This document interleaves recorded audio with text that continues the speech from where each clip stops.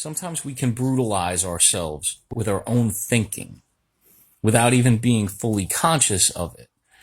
We can internalize abusive tapes from family, from, negative experiences at school, relationships, whatever it is. And it can become the soundtrack that plays in our minds all the time. And it's like walking through a supermarket. You don't notice usually what music is playing. In our heads, we cannot be fully conscious of the fact that we're verbally abusing ourselves in our heads, that we're hating and hurting ourselves in our own minds.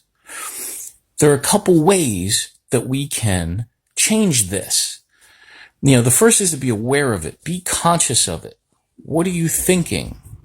What negative things are you reverberating in your mind all the time or sometimes? And then a couple things we can do, reality test it. If the thought is you always screw up, you'll never get it right. What times have you gotten it right? Force yourself to think of the fullness of your life, not just what the voice is filtering you to be able to see. Think about what exists in contrast to that and then come up with a different thought. Like sometimes I struggle, but I can get better. Sometimes I struggle, but sometimes I do great. I've done things in ways I don't like, but I can do better. Make those affirmations.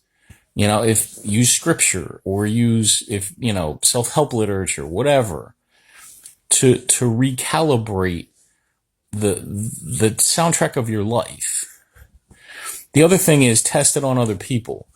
If you're applying something to yourself, you're so stupid you screwed up that relationship. You're so stupid you didn't see what that person was like. Think about if you would apply the same thing to your best friend or your child or your sibling, whatever. Would you treat them the same way for the same thing? Usually people that have that negative soundtrack in their heads, that I've asked that question to, say, of course not. No.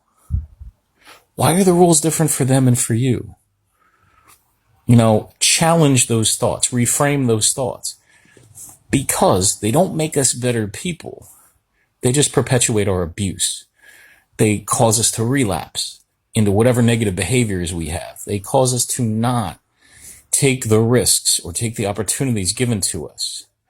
They steal our joy and they steal our present moment. And whatever abuse we've encountered in our life, we don't need to lose any more time to it.